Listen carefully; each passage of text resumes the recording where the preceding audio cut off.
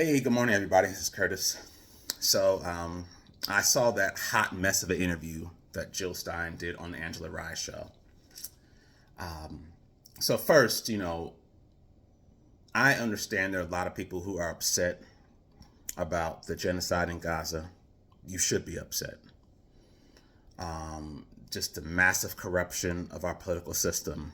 Um, Imperialism, capitalism, a lot of things which are going on in this bullshit system that we live in.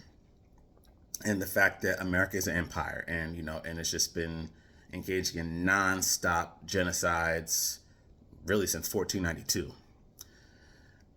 Those are all things that people should be upset about. Something that I'm upset about, something that I wrestle with every day. When October 7th happened, I cried because I knew what was going to happen next. I knew that Israel was going to just start willfully killing Palestinians. So I understand people's rightful feelings of hurt, anger, and I also understand a lot of people who are trying to fight that. And shout out to you, and for the work that you do. It is important. Something that I myself do.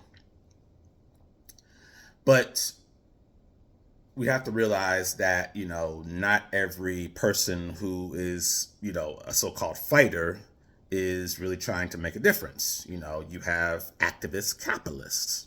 You have politicians who will say they're for the people and come up with all these progressive ideas, but are just mainstream politicians.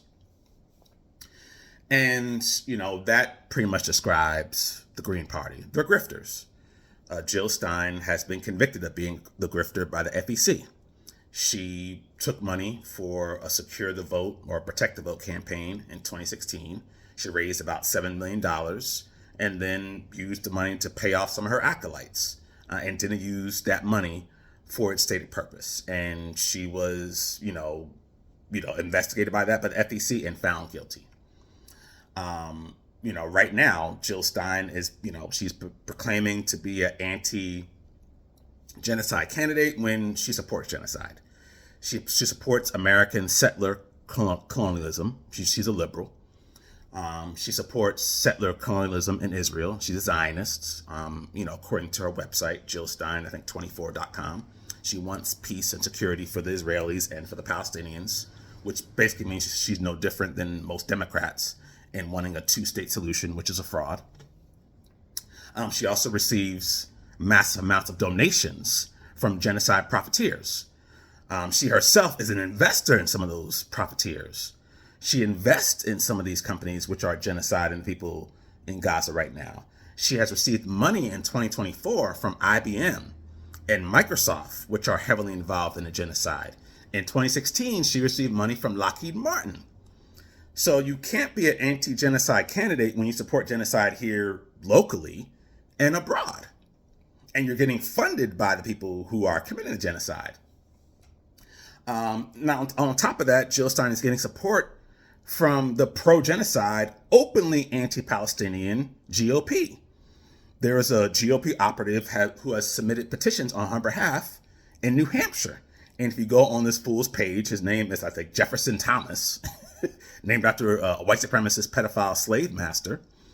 He, hates Palestinians, calls people who protest for Palestine Hamas supporters, but yet he's, submitting signatures on Jill Stein's behalf, which, shouldn't be a surprise because Donald Trump himself, an open white supremacist, hardcore Zionist, praised Jill Stein and says that he wants Jill Stein to run to help him get elected. Republicans have been helping Jill Stein for the past several years. And while the Green Party might say, oh, well, it's because the Democrats are always trying to suppress us. Okay, if you're getting suppressed by the Democrats, why are you taking support from these openly fascist white supremacist Republicans who are also like hardcore Zionists, who just want to blow up every single Palestinian there is? That makes no sense. Particularly, when the Green Party has been around for the past 40 years, why do you need to get support from them? Again, unless you're just trying to play spoiler and just trying to work with Republicans to not elect Democrats. Maybe that's why, a lot of, Green Party members, turn into Republicans, or like far right people like Cynthia McKinney, or some other guy in Michigan who's now like a MAGA Republican. What's going on here? But the biggest problem I had with the interview was, the Green Party, came on a black platform. There are a lot of black people, a lot of black organizers who support the Green Party. I understand. I get it. I work with a lot of these people, whatever. If you want to, support them, cool. But you came on a black platform and you went full white supremacist. You stated that the Green Party is responsible for making reparations a national issue, ignoring all of the hard work and organizing of black people for the past almost 160 years since the ending of slavery to make reparations a national issue. I was once a part of one of those organizations, in Cobra. They have been talking reparations since the early 1960s. And as a result of that, H.R. 40 in 1992, under John Conyers, was introduced into the House of Representatives. Now, it hasn't gone anywhere, but for you to say that you made reparations a national issue is, again, like more of that kind of like white liberal kind of co-opting of our movements. I once heard Jill Stein, compare, I guess, some of the Democrats interfering in her campaign, similar to COINTELPRO. Again, Jill Stein, you're not a organizer. You're a white woman, a privileged white woman, a multimillionaire investor in genocide. You haven't gone to jail. You haven't been assassinated. You haven't been put in solitary confinement like most of the victims of COINTELPRO. COINTELPRO was designed to target black organizers and radical left organizers. You are not a radical left organizer. You are not a socialist.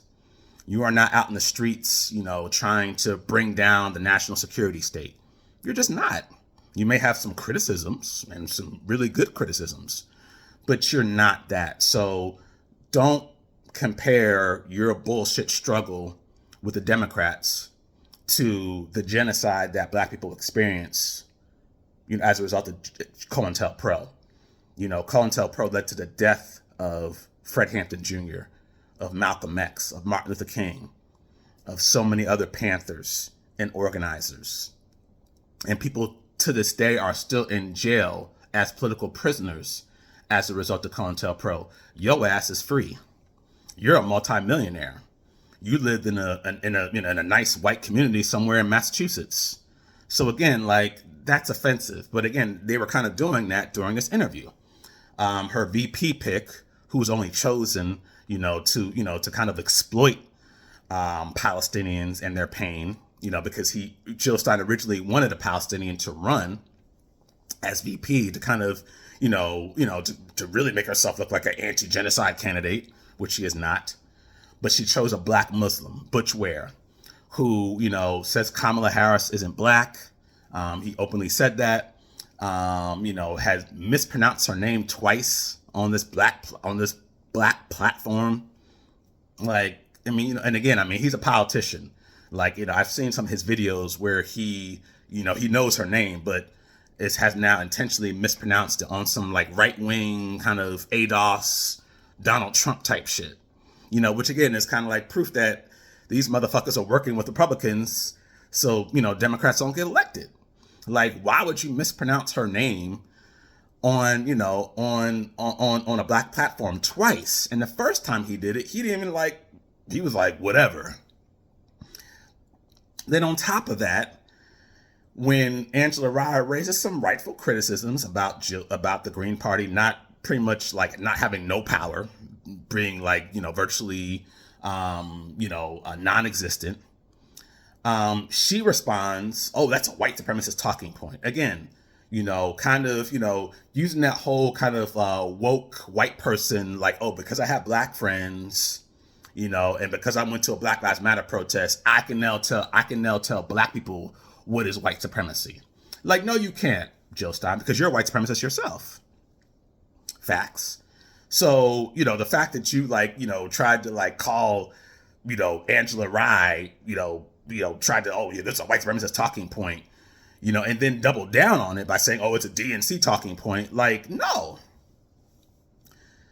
That is just woefully inappropriate. So, I'm like, damn, they go on this black platform, and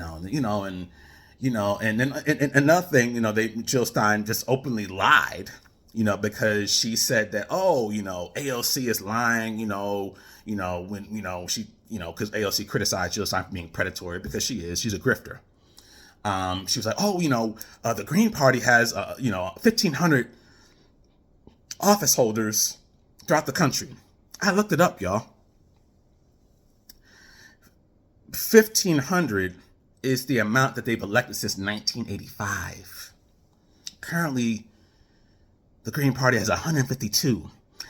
152 out of the 1,200,000 elected office holders in the country, which means they have 0.00002 elected officials throughout the country.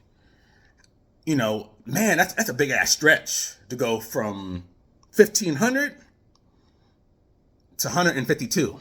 That's a big stretch, tenfold stretch.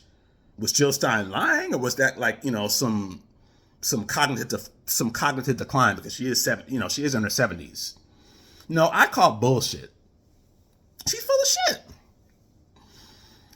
And it's like, I'm like, damn, like, how could you, like, that's a huge fucking lie. The fact of the matter is, they have 0 state officials, 0 federal, and most of their candidates that they have are in no majority black areas. They have 2. They have 3. 1 in Missouri, 1 in Mississippi, and 1 in South Carolina. The rest of their candidates are like local candidates in like white ass areas, Maine, Oregon. So, even though black people, really are into a lot of those policies, a lot of those, left-wing policies, you are not organizing in black communities. You're just trying to be a white supremacist, which is what Rosa Clemente, a former Green Party candidate, called y'all. So, is the Green Party just a white liberal social club?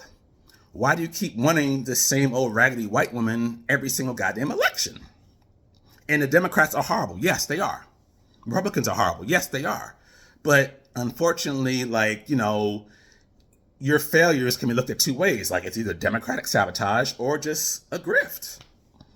I say grift because everything that you all been doing, from the FEC, raising funds to working with Republicans, shows me that you're not serious about helping black folk, definitely.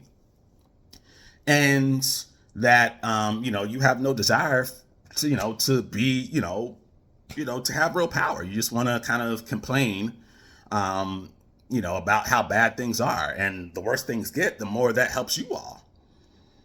So, that's what I'm seeing going on. I'm not seeing like a real campaign of actually, hey, let's build power. Let's do this. It's basically, let's get involved in the presidential election to raise money. Because let's be clear, when you run for president, there's a lot of money in that. There's a lot of attention. You become a trending topic on Twitter like she is right now. So yeah, the Green Party, they raise a lot of fucking money every 4 years running for president, and that, fills their coffers so they can run these failing elections. So again, don't fall for the Green Party scam, y'all. The Democrats ain't shit, but that don't mean that she is it. The Democrats ain't shit, but that don't mean she's it. Anywho, that's all I got to say. Peace.